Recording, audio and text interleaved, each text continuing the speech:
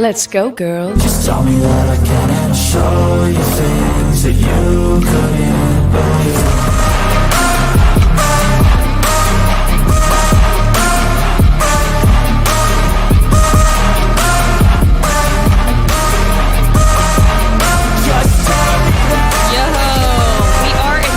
WTF and not TFT. Haha, funny. Dude, like I said, my motor senses took over before my brain could even comprehend what was happening.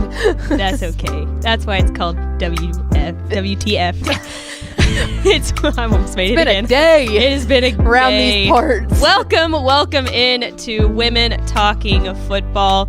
WTF for short, of course, not to be confused with WFT. We are the women, a pair of producers here at Dave Campbell's Texas Football, running the ship for our favorite show, Women Talking Football. My name is Mallory Hartley. I am the associate producer here at Dave Campbell's Texas Football and Dave Campbell's Texan Live, once again in the producer's chair for some odd reason. And over there, turning the dials, making me sound not horrible, is the executive producer of Texan Live.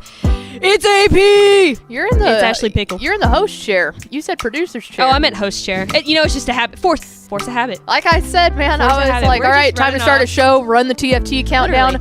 Uh-oh. I'm always in the producer's chair. I'm never in this chair, so I messed it up. But, dude, it's week 8 of the Texas high school football and we're season. Feeling it. It's week 8, week 7 of the college football season. This is my first year being over on the editorial side. Man, I'm feeling it. Welcome to the chaos. Welcome to the chaos. If y'all could see our studio right now, there are boxes everywhere. Now we look put together everywhere. Right here. Yeah. We look put together, but right now there is equipment all over the floor. There's boxes literally piled like as high as like the interview set TV. Yeah. It's like, I mean, it like you said, it's chaos. Yeah. Welcome to the chaos. Welcome but nonetheless, we're still here. I would be remiss if I didn't say this right off the bat for Tepper's enjoyment, for my enjoyment. I just want to let you guys know that that last week, I guess it was last week of the college football season. Yeah, week 6 of the college football season. It was Texas. The University of Texas is the Cheez-It Bowl National Team of the Week. Congratulations to the Longhorns for completely shutting out the Oklahoma Sooners. And last week it was TCU, so you're welcome, Tepper. I did say it. I got it right off the bat. I was just going to say, y'all are real big on that award. Yeah, we are. Like you, That's why I feel like you it. Wake up and like look forward to seeing what is it again? The Cheez-It National Cheez-It Bowl Team of the Week. Cheez-It Bowl. And also, do you know how to spell Cheez-It? Because I didn't. I had to look it up. Oh gosh. CHEEZ and then -IT. Nice. Let's roll. Snacks. See, I added an extra E on there. I said CHEEZE -IT. No, that would be like cheesy. Okay. Yeah, sure, I guess. Yeah. Well, anyways, I didn't know how to spell it, but there you go. There's your little tidbit for today. I do really enjoy Cheez-Its. I did have a point to this. I was just going to say that I haven't missed going to a single college football game this season. We're on week 7 of it, and I'm going to another. We're both going to another college football game this upcoming Saturday. We're going to the TCU Oklahoma State game, so that should be a really, really, really good game. Possibly an inside look to the Big 12 championship in a couple weeks, but who knows? We will in fact see. Anyways, let's get back to our thing. We're an internet show here every Thursday at 2 p.m. talking football around the Lone Star State. And can you believe it? It's episode 14 already. Yeah, we are like getting 2 full closer. weeks. That's 2 full weeks of women talking football, and we're not stopping. So we are here to stay. It's back by unpopular demand. Back by unpopular demand. It's Mallory Hartley and Ashley Pickle. We just love tearing ourselves down on this show, man. It's great. On today's show, friends, let's go out west to the South Plains. We'll start off with the Huddle Up. We'll give you all of the games that you can watch on Texan Live this weekend. hear from Miss Arielle Schafer in the Lubbock area as she gives us her take on the South Plains region. Of course, as always, in the back half of the show, you will hear Ashley Pickle and I's take on the South Plains region through teams to watch, players to watch, as well as which teams you should take stonks in or not. So there you go. Stay with us through it all. All right, let's begin with the Huddle Up. I thought this was just a great all-encompassing title to Women this. Women doing cool stuff in football. They do be doing. They do be doing that stuff, though. Oh, gosh. Someone take the mics from us right now. But let's start off with this. A female quarterback starts in high school in their high school homecoming game. Let's go way up north. Way up north to Pewaukee High School in Wisconsin. Senior Ava Matz, shout out Ava, took her first snap at quarterback for the Pewaukee Pirates in their homecoming game last week. The Pirates ended up with a dominant win, 66-6 victory. Let's go. And Miss Ava with multiple scoring drives.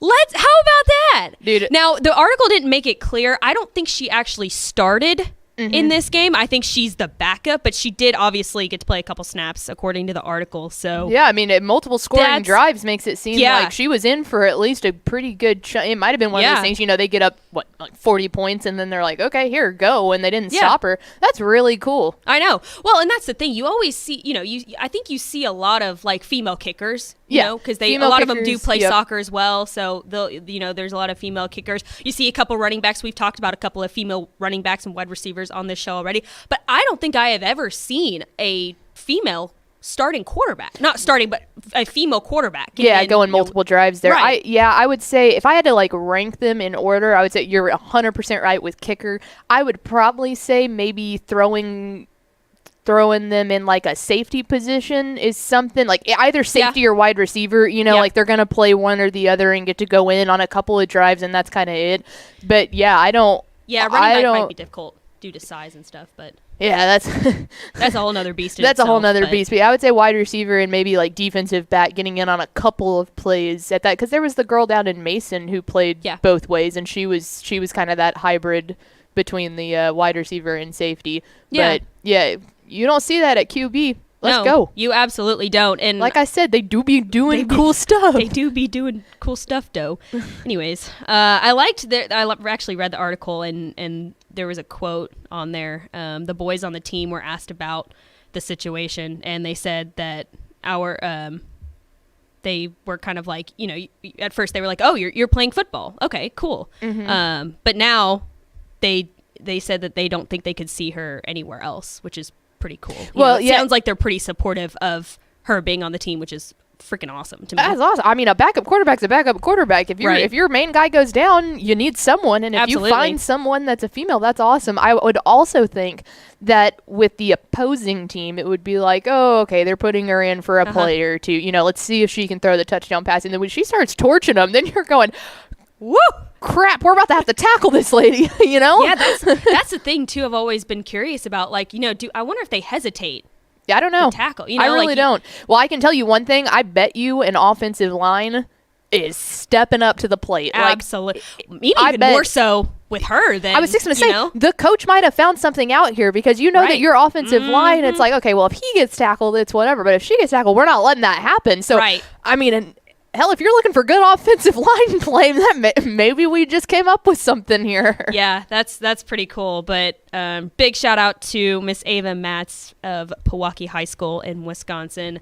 We're always rooting for you. That is absolutely awesome, and stay safe out there. All right, let's go over to...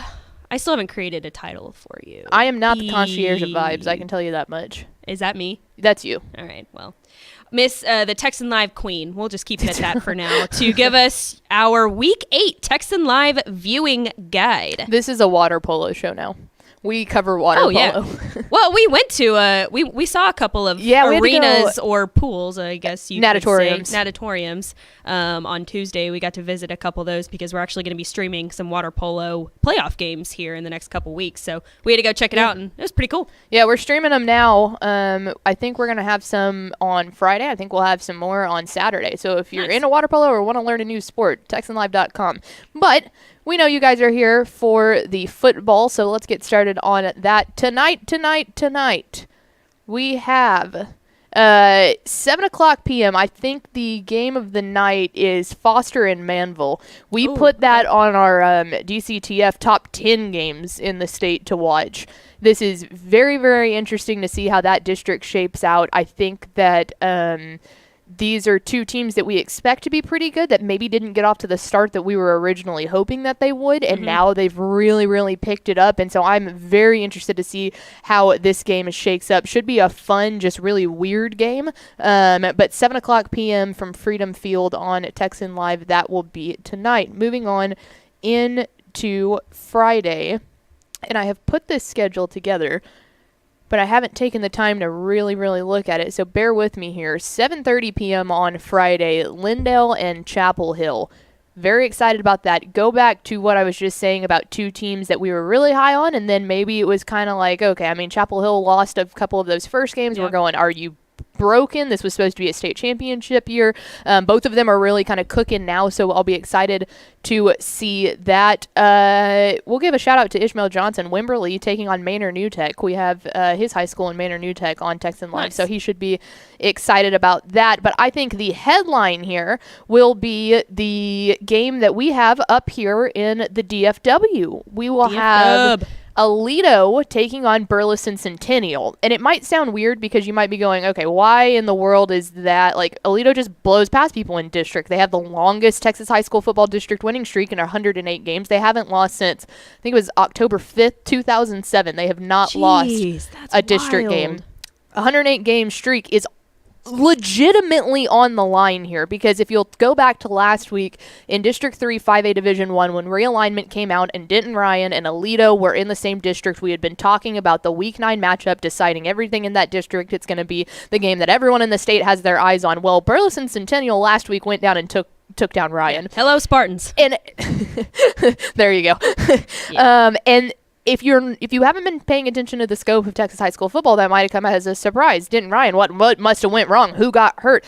Burleson Centennial is a legitimate team, a legitimate contender, and they proved that. They straight up just won the game, and they have the chance at home tomorrow night at 7 o'clock on TexanLive.com to end the longest district winning streak in Texas high school football history. So catch all of that action on Dave Campbell's Texan Live. And then Saturday, it's looking like we're probably going to have like 9 different water polo matchups. So again, do that. But we do have 3 football games, and they're spread out all across the day. So if the college football thing is not your deal, don't worry. We've got you covered. 1 o'clock, Cy Falls and Cy Woods. Chase Snyder on the call. 2 o'clock, Baytown Lead in Kingwood Park. Trevor Bullard on the call. And then 7 o'clock, Gavin Moritz brings you Cy Park and Cy Lakes. Always a anticipated matchup there in the Cypress world. But I don't know how well Cy Park is this year, but you know, get on there and hop on and watch Gavin. Yeah, exactly. It's a high school football game on a Saturday night at 7. Yeah. So there you go, the Week 8 slate, TexanLive.com.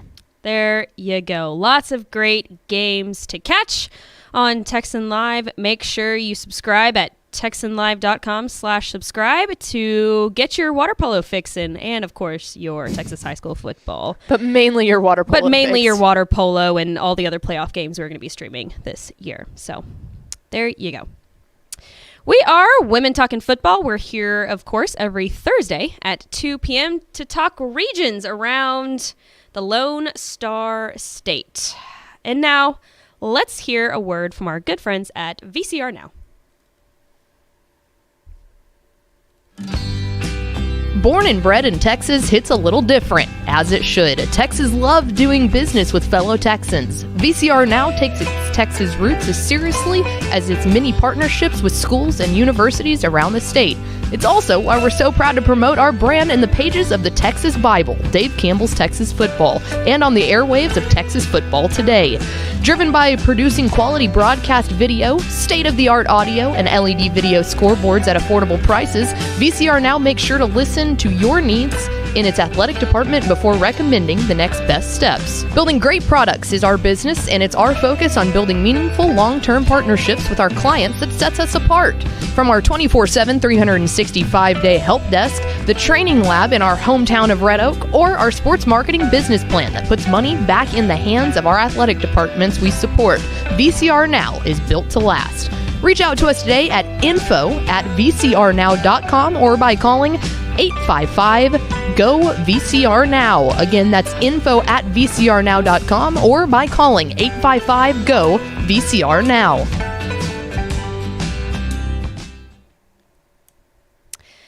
Pickle, let's go to the hotline. And let's bring in sports director of KLBK down there in Lubbock, or out there in Lubbock, I should say, Miss Arielle Schafer. Arielle, how you doing, girl? Hey, good. How are you guys? Thank you so much for having me on. Absolutely. We were super excited for this segment because we knew exactly who we were going to bring in. Before we start talking about all the nitty-gritty football talk, we always like to learn a little bit more about our guests that we have here on Women Talking Football. So kind of give us your elevator pitch. Who are you and how did you get out there in Lubbock, Texas? Well, it's actually a really funny story. I'm actually originally from New Jersey, so this Texas football environment is very new to me. I mean, we have football up in New Jersey, but it's nothing like Texas high school football. So originally from New Jersey, I went to the University of Alabama. I was a student athlete there. I was a rower there for 5 years, did the whole D1 athlete stuff. And, you know, when I was in my grad school year and I was applying for those jobs, Lubbock came on my radar, and my news director, you know, I did the whole interview process and just came here originally as a weekend sports reporter and anchor. And then 3 months in, I got promoted to sports director. So that's my elevator pitch. Super blessed to be here. And the Southlades has treated me so well. Definitely the kindest people I've ever met. And I think something that's super funny is that everyone here addresses you as sir or ma'am. That's not a thing in New Jersey. So I thought I really thought that was like, took me for a second. I was like, oh my gosh, are they calling me old? But they were. It's just like Southern hospitality. So that's kind of my elevator pitch and how I got here. Absolutely. Now, you said you're from New Jersey. So when you got here and you found out you were going to be working in the South Plains Lubbock region and seeing that there are 26 six-man teams, what did you think of six-man football when you were first introduced to it? Oh my goodness. Well, I did not know what to expect. I was like, when I first showed up to my first, and this probably may sound very dumb, but when I showed up to my first six-man football game, I was like, wait, oh my gosh, there must be so many injuries. Like, there's not that many people on the field. Like, oh no, that's like, these kids are complete athletes. But it is so fast paced and it's so enjoyable. And the kids are just super freaks of athletes. Like, you see these huge kids that are super like muscular. And you're like, what are they feeding these kids down here in Texas? Like, these kids are complete athletes. So it's been fun. And those games go by very quick. And like, before you know it, they're over and you're like, oh my gosh, like this went by really fast, but they're super fun. And we're super blessed to have such great six-man teams here. And all the coaches are just super sweet. And like I said, the kids are one heck of athletes and they're just so athletic, being able to play both sides of the ball. And it was really enjoyable, really cool experience, but I love going out to six-man football. And we'll get to a couple of those six-man teams here in a second. But I do want to ask you being in the Lubbock area, of course, Texas Tech football is huge right now with Joey McGuire out there as the head coach of those Red Raiders. How has the culture changed in Lubbock in terms of football since he took over at the helm? Yeah, well, it's hard to describe Joey McGuire in one word. He is an absolute treat and super blessed to be able to have a coach like him come in. And I think the one thing I can think about with this culture change that he's brought here is you think of Texas when you think of Coach McGuire. You think of Texan.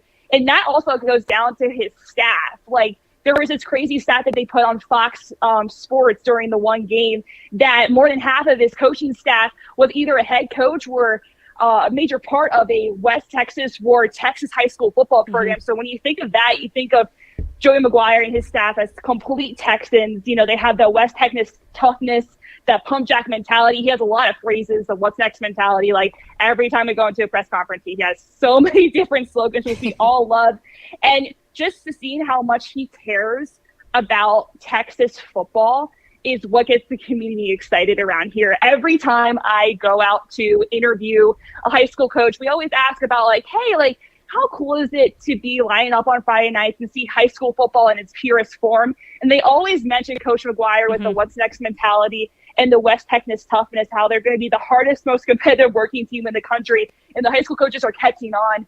And also, one thing that's really cool about Coach McGuire is that he lets these high school coaches come out and see their practices, where he'll go out and have these coaching clinics. He's just so hands-on with them, the high school kids, if it's from the youth level, PB level. Like, you just see it's a very exciting time here in Lubbock, which makes the game so much more, I guess, like, it's always been enjoyable, but it gives you that, like, goosebumps, you know, when you think about someone who just really cares about Texas, and also has, like, been a good demonstration, especially for me coming from New Jersey, seeing how pure Texas high school football is, and also Texas football for no matter what level it is. Love the word pure there. I could not agree more. Let's dive on into the pureness of high school football here. And when you take a look at the South Plains region as a whole, there's a ton of storylines happening out there right now. But if you were talking to someone else in the state of Texas and they brought up the South Plains, and it's like, okay, what's the one big storyline kind of out there in that region right now? What would you say it is? I was thinking hard about this because we have so many good teams, bottom up, top down, like that either are going to win a district title, regional title, make a run at state, or there's teams that are building on that culture. And we have a lot of rock star coaches here in the 806. And that's what I would say.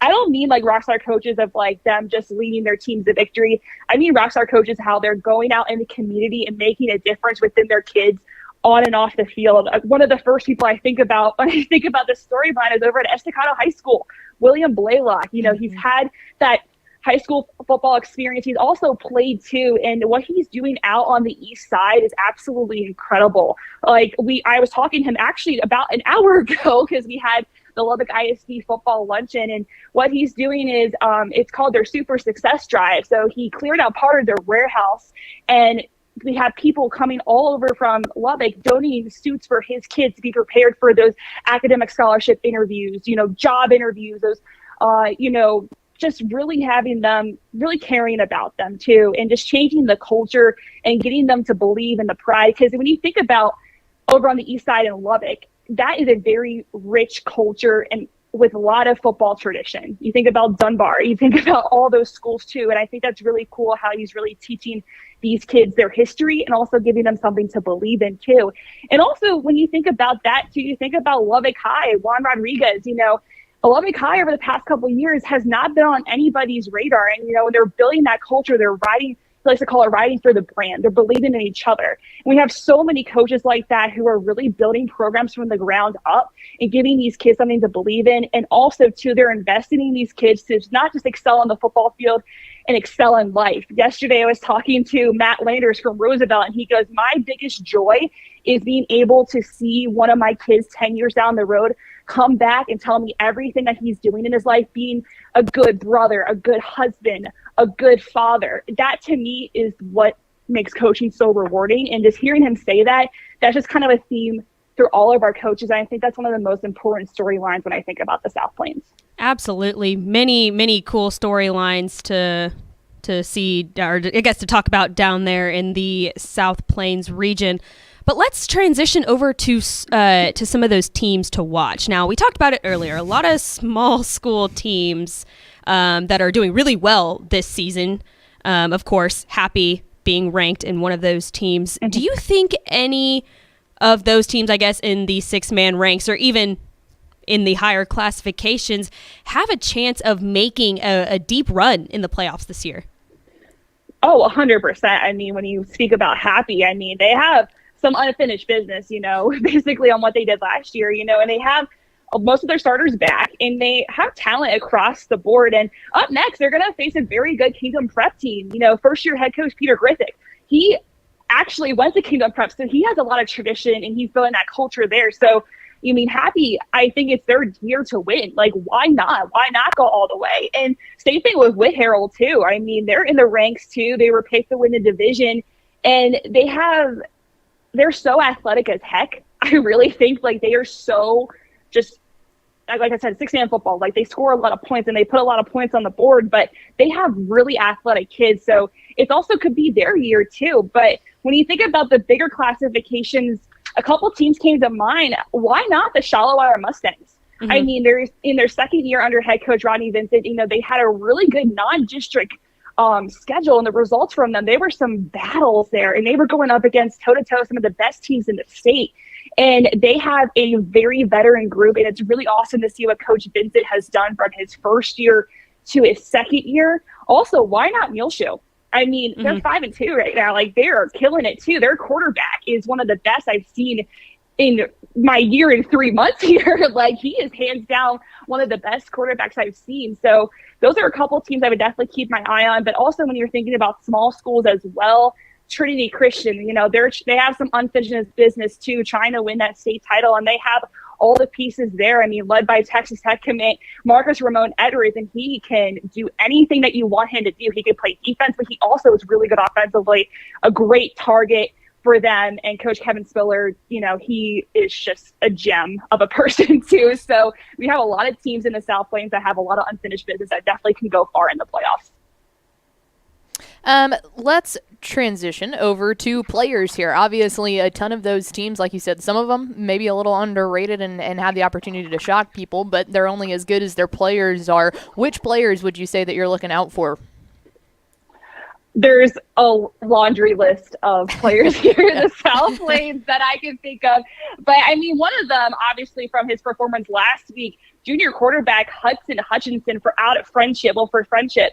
Man, he is a junior, and it's awesome to see him take that leadership role in his first year being honor center in the state's top classification. Their game against Legacy, he was close to 470 yards, 6 touchdowns, ran in for a touchdown on himself. He broke the single-game school record for passing touchdowns, and he's just someone that you definitely got to keep your eye on, especially when he develops into that senior. So I definitely think Coach Jay Burka is really excited about him next year. And I think one thing that's really cool about the South Plains is we have a lot of great offensive linemen. Either if they're just, Isaiah Kemna is one of the first I think about over at Friendship. He is a leader on that line, and really his football IQ is just so insane that he has really good relationships with the quarterback, and he could get the offensive line really together. And that's something that's been really cool to see. The Lubbock Cooper offensive line, I can hands down go through that entire line and say how great of athletes they are. The Abernathy offensive line as well. But I also think you need to keep an eye on Jaden Hibbler from Monterey. He is someone that's going to be making a statement. He is very athletic, and he just gets the game, and he just has so much talent too. And I feel like I could go on and on and on. I think it was just hard for me just to settle down with one, but I'm going to give some kickers some love. Over at Lubbock Cooper, I think y'all saw the game-winning 50-yard kick from Cub Patton that Lubbock Cooper beat Coronado. He's only a sophomore. He hit a 47-yarder earlier on in the game, and last week he was in the later 40s, higher 40s, whatever. And he is just someone who has a leg. And also, Coach Darden did tell me with that kick, there was so much room. Yeah, it was from 50 yards, but he probably could have went for 65. Honestly, there was just so much room left. So I definitely think it's really cool how we have a really stud kicker, and he has so much potential, and he's only a sophomore here in the South Plains. No doubt about that, and we'll get to some of those players later on in our episode, but you pretty much summed it up right for us. There is a lot of great talent, of course, in the South Plains region. But finally, before we let you out of here, if we're in Lubbock, if we're anywhere in the South Plains region, where do you suggest that we stop and have to eat dinner or lunch if we're going out there to cover a game? Oh, there's so many good food places. Number one, I'm gonna say Evie Mae's barbecue, hands down one of the best barbecue in the state of Texas. I believe it's in the top 10 in the state of Texas. So definitely have to hit up there. But if you want like a more, I feel like I'm maybe like a food guy when I say this, but like I should be on the Food Network when I'm like, oh, this is a cool vibey place, like, you know, just really good vibes, music, you know, outdoor patio stuff. It's called the Funky Door. Their nice. fondue is hands down like awesome, and you can get so many different things with it, and they have a variety of stuff. They're really good too. And I was also thinking about, you know, Mexican's really big here, so any of the big Mexican foods here, like restaurants here, are awesome. But if you want coffee, you need to go to this little food truck. It's called Caffeination Station, and that's really, fantastic. really awesome. I love that. Yes. It is run by Texas Tech students. They graduated about a year ago, and I just love local businesses. And we have so many local restaurants here and all these food trucks. Texas Mac Shack, too. If you want like loaded, out of this world insane artisan macaroni and cheese, it's called Texas Mac Shack. Oh, God, I'm hungry. And I know. I'm actually hungry myself just talking about it. I got a pulled pork macaroni and cheese, and they also had a brisket macaroni and cheese. So that's a place you definitely need to check out. Okay, so when are we heading out to Lubbock? Right now. Right now, yeah, We're we'll cutting the see show you there. early and we're getting out there. Man, gosh, and my yeah. ears perked up too when I heard coffee. I'm a big coffee guru, so that Yes. sounds really good. Well, she's Miss Arielle Schafer down there in Lubbock, or I guess you could say over there in Lubbock at KLBK. She is the sports director, that news station. Arielle, thanks so much for joining us today, and good luck the rest of the season. Hopefully we can make it out there sometime soon. Yes, thank you so much for having me. There she goes, Arielle Schafer out there in Lubbock. Ooh, my stomach is growling. Oh, I know. I know. Literally, she said coffee, and I was like, man, like she got me. Like, that's my weakness right there. It but- wasn't like the mac and cheese with brisket. in No, it okay, got you? that too. I'm probably gonna get some hate for saying this, but I'm not like big on brisket. Like I never have been. I do Okay. like good brisket, but I've just never been good, like really big on brisket. Okay. So the thing that caught my ears was the coffee, because I'm a coffee guru. So, anyways, you can follow Arielle on Twitter at Arielle. It's ARIELLE_Schafer, SCHAFER for all of your South Plains sports news and needs and wants. Good stuff, we thank man. her for coming on. I was going to say I've talked to her before, and I told her, and I meant it like as genuine as possible. Like I am jealous that she gets to go talk to those coaches every single day. Yeah. That is from the college level to the high school level to, I'm sure, even the middle school level and beyond. I would be hard to find a better group of coaches for media purposes. I feel like there's a lot of really great Right. coaches who are nice to us and stuff, but they just don't like the media, and I can't blame them Right. for that. You know, like you put a camera in someone's face and they freeze up.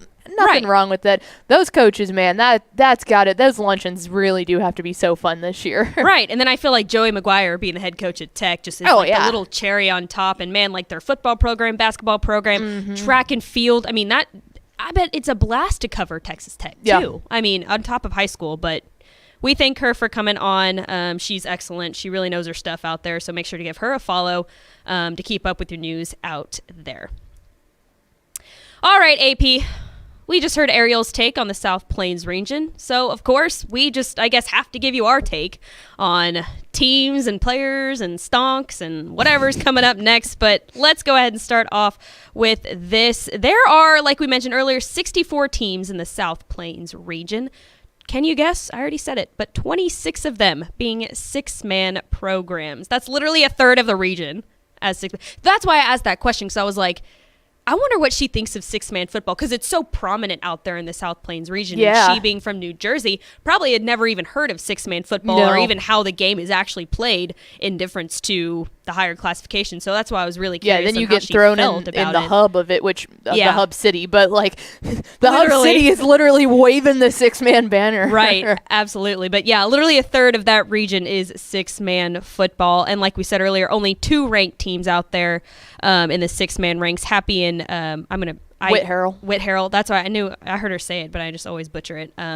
So instead of showing you the ranked teams in the region, we went ahead and calculated the highest computer-rated teams in each classification. So let's go ahead and start off with the highest classification out there, which is 6A, the only actually 6A team in the area in Wolfforth Friendship. The Tigers 5-1 on the season. Moving on down to 5A Division 1, you got the Lubbock Cooper Pirates. We'll talk more about them later, but they're having a fantastic season. 5-1 to go. Moving on down to 5A Division 2, we got the Plainview Bulldogs. They are 2-4 on this season. Let's go ahead and go into the 4A ranks. 4A Division 1. You heard Arielle mention it. Lubbock Estacado. The Matadors, 3-3 on this season. They are actually the only team in 4A Division 1 out there. Moving on down to 4A Division 2, also the only 4A Division 2 out there. The Levelland Lobos, shout out Matt Wilson. Yeah. They are 1-6 on the season, but the only 4A Division 2 team out there. Let's move on down to 3A. We've got the Shallow Water Mustangs. They're having a pretty good season. They check in at 5-1 on the year. Staying in 3A, let's move on to 3A Division 2, the Abernathy Antelopes. I love that. Mm-hmm. Abernathy Antelopes. That's really cool. Have you seen a picture of the antelope I haven't. Costume? It's fantastic. I think we've talked about this before. I just don't we remember always do, seeing it. I think we've done some mascot challenges. I've seen probably so. I want to say I've seen the antelope in person. I feel like maybe I have too. Did we go to a game together or something? No. An Abernathy game? Maybe not, but I feel like I've seen pictures of Post. it, and it's pretty cool. That's what it was. Oh, Post is also the Antelopes. antelopes. My apologies to our good friends in Abernathy. I got my antelopes confused. That's not something you say every day. Sometimes you get your lopes confused, and there's just not. There's just not much you can do about Happy Thursday. Happy Thursday indeed. Moving on down to 2A Division 1, we've got Farwall. The Steers having a really good season as well. They are 5-1. And the last division in the 2A ranks, 2A Division 2, New Home Leopards check in. They are 5-1 as well on the season. That was a really solid little mascot run that we went through there. Yeah, I know. So, yeah, you got the Antelopes, the Steers, and the Leopards. That's good. That is good. Leopards is a good big cat because there's a lot of teams that have big cat mascots. Yeah. But I would say leopards are probably the least used large feline. The leopards are the least used. I like it. Thank you. Keep it coming. With your mascot fun facts of the day. I love it. You know, we're big mascot gurus over here. But anyways, let's round it all out. We've talked about them before. The 6-man football is alive and well in the South Plains. Checking in for 1A Division 1, the highest computer-rated team, also ranked number 6 in the Class 1A rankings. The Happy Cowboys coming in at 5-1. They're only lost to Westbrook. We'll talk more about them later. And to round it all out, 1A Division 2, number 8, checking in at number 8, the With Harrell Panthers, checking in at 6-1. So there you go. The highest computer-rated teams in the South Plains region. Like we said, only 2 ranked teams in Happy and With Harrell, number 6 and number 8. All right. You're going to keep hearing my voice because it's time for players to watch in the South Plains region. Concierge of vibes. Concierge of vibes. And whoa, we got 7 this week. Yeah, there's some big ones. We got some big names. But let's go ahead and start off in the 6A ranks. Wolfforth Friendship offensive lineman Isaiah Kemma. And if you remember back to Arielle's interview, she said there is a lot of offensive linemen, good offensive line play and defensive line play. Big old West Texas boys. Absolutely. Big old West Texas boys. Lots of offensive line play in the South Plains region. He stands at 6'4", and weighs 300 pounds. He's a big boy, like you just said. He lines up at right guard and really has good athleticism while having the ability to come off the ball pretty quickly. He's actually currently not committed to play anywhere at the next level, but he holds offers from Arizona, Arizona State, BYU, Cal, and of course others. But this dude is definitely good enough to start at the Power 5 level, maybe, after he redshirts or something like that. But you'll definitely see him playing at the Power 5 level here in a couple years. Yeah, he's one of those two that we said it a lot, but it really is true. When you get up to being that size, especially at the high school level, like it's one thing when you hear 6'4", 300 pounds and you're on like a very like diet regimented college workout program. Like as much as these kids can be in shape, their bodies are still growing, they're still changing, they're trying to figure out how to move and work their feet. He's got really impressive footwork is what I always enjoy watching. Absolutely. And quick story too, I had a friend in high school who was one of our offensive linemen. He actually committed to play at Texas State, and he was about 300 pounds coming out of high school, but man, he put on 25, 50 pounds or something when he got to college just because of the regimen that they have them on. I was going to say, and a lot of times too, sometimes guys like that, depending on, now he's fairly muscular, but like a lot of the guys, sometimes they'll even, like they'll gain weight, but they look so much slimmer by the time they get to college because they've taken teenage fat weight and changed it into muscle, which is technically heavier, but they look a lot more athletic almost. Absolutely. That describes him right there. Moving on down to Lubbock Coronado, quarterback Jet Carroll. I love that name. Jet. Oh, unbelievable cool quarterback name. And he's fast too, so it's perfect. Man, this kid has an arm on him. He can sling it downfield while on the run as well. He's passed for 1,388 yards and 12 touchdowns this season. And what I like really a lot about him too, he's not afraid to take off and use his legs either. 201 rushing yards off 23 carries and 4 touchdowns for Jet Carroll this season. And he looks like a quarterback that has really good decision making too. I'm sure I'm sure Coach out there, Coach Mann's got a couple of design runs for him too. But it looks like if that play starts to fall apart, that pass play, he has the ability to use his legs and make something out of nothing. Yeah, this kid's special. He really is. Like I think we've talked hell, you go back to the Tech game against Oklahoma State last week, and we saw a quarterback like Baron Morton. He was an Eastland guy, so a little bit different, kind of more panhandle area. But you start looking at the really good quarterbacks that have come out of that part of the world, and I think Jet Carroll is right there. And their season is unfortunate so far. I mean, they're 3-4 plays away from having a completely opposite record. Yes. At a certain point, you have to own up to that, and I know Coach Mann absolutely will, but I do feel bad for Jet Carroll because he really is. He's a difference maker, but they have got to figure out a way to win those close ones. Right. Yeah, that's crazy. If you look at Lubbock Coronado's record, I mean, it certainly doesn't indicate the kind of team and that they are. And we had Coach Mann in here last week to do a watch along, and he even said, he was like, man, my kids play with heart. Like that record does not indicate the kind of team that we are. You lose to Midland by 6, you lose by 4, you lose to Wichita Full Riders by 4, which was like an insane last play of the game thing.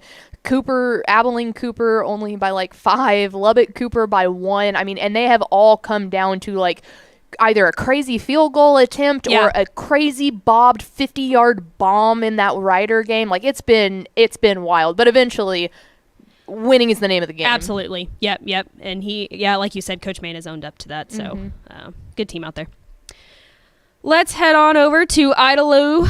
Wide receiver and defensive back Malachi Briscoe, also a really cool, a lot of cool names out here. I like it. I'm liking the vibe out there. Good vibes. Yeah, good vibes all around. He stands at 6 foot and weighs 160 pounds. This guy is just an all-out athlete. And let me tell you, when the first highlight I watched of this guy on his Huddle, because yes, I do watch Huddle, he takes the ball, right? Takes off. He hurdles the defender to get the first down, literally hurdles. And I'm like, okay, interesting. So this guy's an athlete, right? So I pull up, a little bit more of his stats and see if he's involved in any other sports on campus. And would you believe it or not, he's a long jumper. So if you're listening to this and you're an athlete, you need to run track. You need to at least be involved in track at some point, because I am sure that if that kid did not participate in long jumping, he wouldn't have hurdled that defender.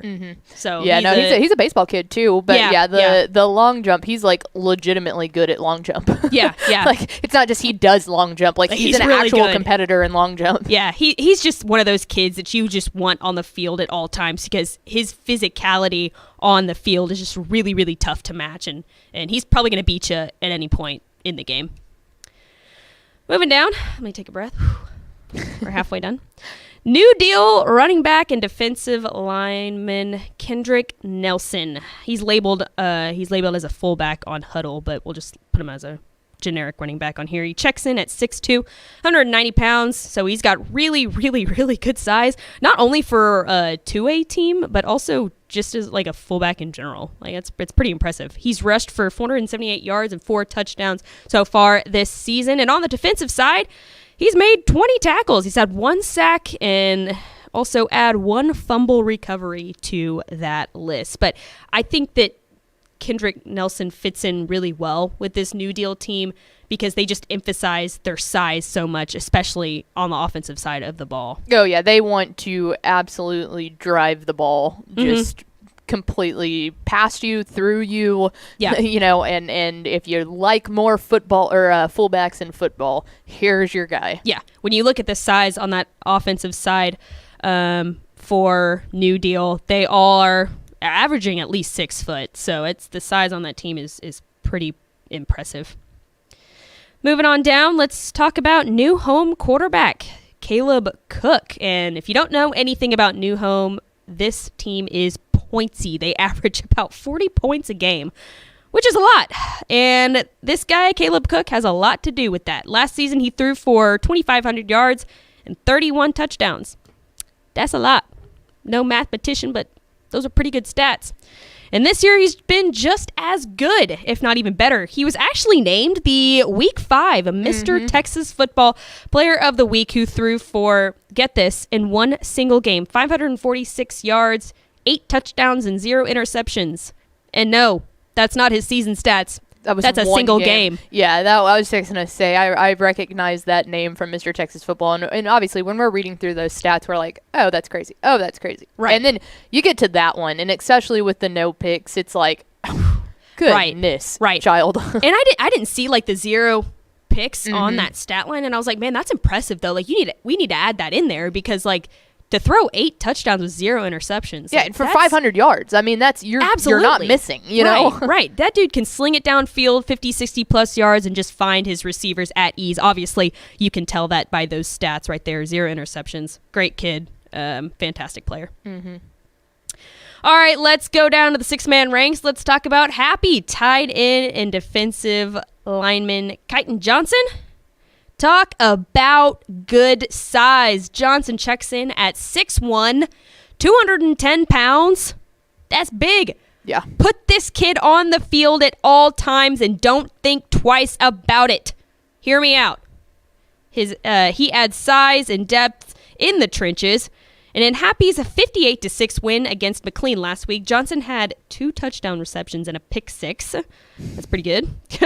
And get this, he also did that same exact thing. He replicated that stat line last week, or 2 weeks ago, in their game against Lubbock Homeschool Christian. And like I said, this kid is really, really good. He's played a major role in the success of this Happy program this season. And I know that we talk about this all the time on here, but when you've got a kid like Kyton Johnson, this good, this big, this kid with such ball awareness at this level, at the 6-man ranks, your success skyrockets. Oh yeah, I mean this is the number 6 ranked team in the Dave Campbell's Texas Football and Associated Press rankings in 1A Division 1, and I mean you look at Region 1, and I don't see any reason that Happy shouldn't be the favorites as of right now. And when Kyton Johnson is they've got quite a few good players, but Kyton Johnson is here we go. He's the mitochondria of this Happy team. But yeah, the Cowboys, they really do. I think they are looking very, very dangerous right now, and that'll lead to some exciting games, especially when you start taking a look at who they could be facing if they made it to the state semifinal to take on any of the teams in that crazy region too. I mean, they've got a good shot. Right. Yeah, and little sneak peek. They're in our stonks. So stick around to hear more about our happy Cowboys. To round it all out, let's talk about Abernathy athlete Anthony White. Say that 5 times fast. No kidding. Abernathy athlete Anthony White, and we're gonna add the word asterisk by it. He's actually we put him down there at the end and put him with an asterisk because he hasn't actually played this season due to injury. He sustained a basketball injury this past basketball season, but we had to mention him on here because he's got to be the best 3A level athlete in the South Plains. He's 6 foot, 180 pounds, 3-star athlete who plays on both sides of the ball. He plays at wide receiver and safety as well. His numbers last year were, they were just incredible. I can only imagine what they would have been this season. Is he a senior this year? Do we know? Yes, he is. He's a senior, so that sucks that he has to miss his senior season, but he's already got offers to a couple places, so he should be good to go. I'll just kind of round out with his offensive stats. 1,301 yards, 19 total touchdowns. On the defensive side, he had 61 total tackles, 8 tackles for a loss, and 5 interceptions. He's just one of those athletes that just got an eye for the ball and a guy that you just need to watch. I mean, anytime that a 6-man player gets any sort of offers from college, is that they're a really good player because that's them saying, hey, we'll give you money to come play a game that you're not used to playing. You're going to be coming and playing 11-man ball. That's different. That just means that they know that they're an actual really good football-minded player. Mm-hmm. Yeah, totally true. Abernathy, of course. We don't have them up there. I believe, they check in at the 3A Division II computer rated. Yes. Duh. No, but you're right though. You're right. When you see kids at the 6-man level get offers like that. But yeah, this kid, he's really, really good. He's got offers from already Mississippi State, Texas Tech, Vanderbilt, UTSA, and of course a lot more than that. But so smart too. Very smart. Yeah. So we just had to mention him because he's been out this season, hasn't been able to play, but probably the best 3A player that we've got or that they've got out there. So there you go. That was a mouthful. A lot of players to watch in the South Plains region. A lot of talent out there, a lot of good offensive and defensive line to play, but let me take a breath here. Now that we've got the computer rated teams and the players to watch out of the way, I think it's time for Stonks. Always try your hand of Stonks.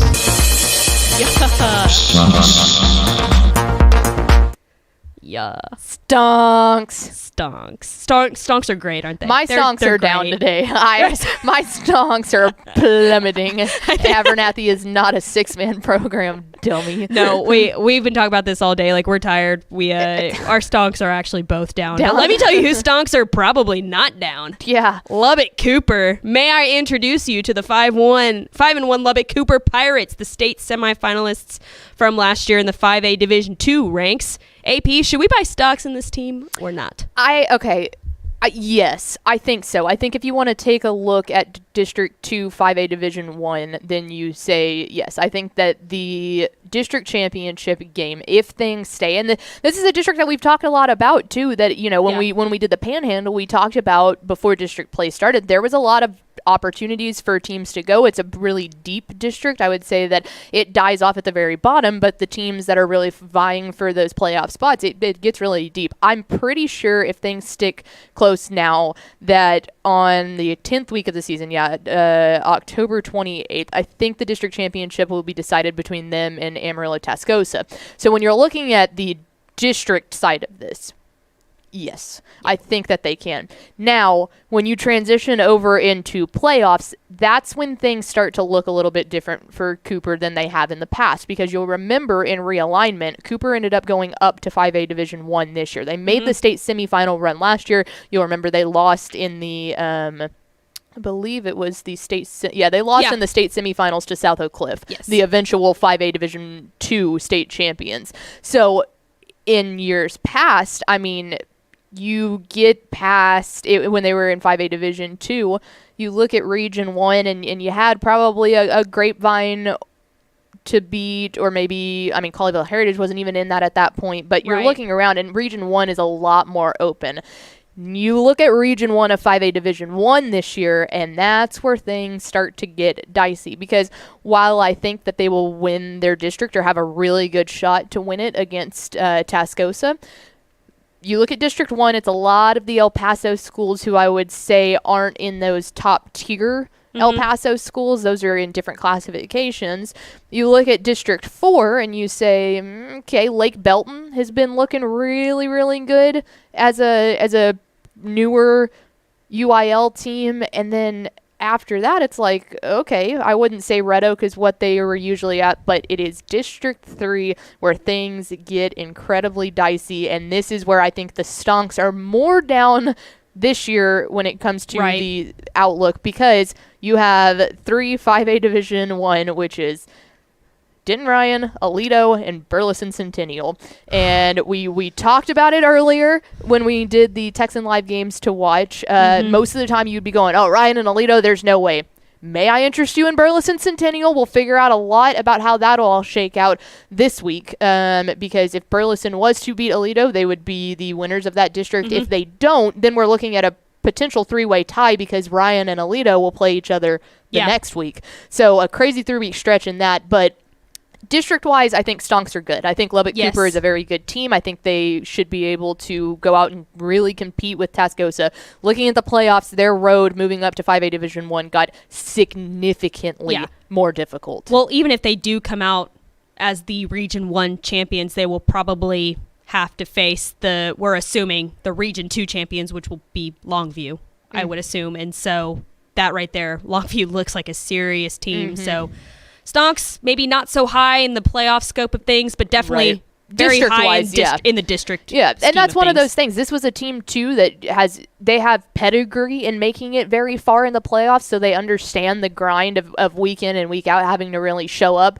But, man, when you start doing travel, when you start calculating travel along with going through a possibility of Centennial or Aledo or Ryan and then or Longview to even get to AT&T Stadium, that is a mountain to climb. Right. All right, let's go ahead and round this show. I guess the Stonks thing, whatever you want to call it, out with the Happy Cowboys. We've mentioned them a lot already, checking in at number 6 in the 6-man rankings across the nation. And I'm going to say it, I think Stonks are up for Happy. Especially, I think, and it's hard. I think that just like Lubbock Cooper, I think in the district inside of things, I think the Stonks are up and Happy. However, I think in the playoff scope of things, I think Stonks are about even.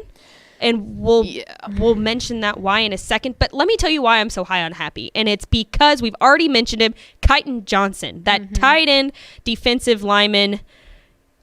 We just mentioned it. I think that when you've got a player that is so good and so big in that level of football, I think that your chances of success skyrocket because he can do everything. You know, you're adding depth, you're adding size to that line, which is really, honestly, it really comes, if you've got a good offensive line, you've got a good defensive line, you've got good play in the trenches, especially at that level, that's good. That's a really good thing. You're probably going to out-physical a lot of those teams down there. They're 5-1 on the season. Of course, their only loss so far coming from Westbrook. And I think that if you look at the rest of their district schedule, it's a little tough. It says next week they've got Lubbock Kingdom Prep.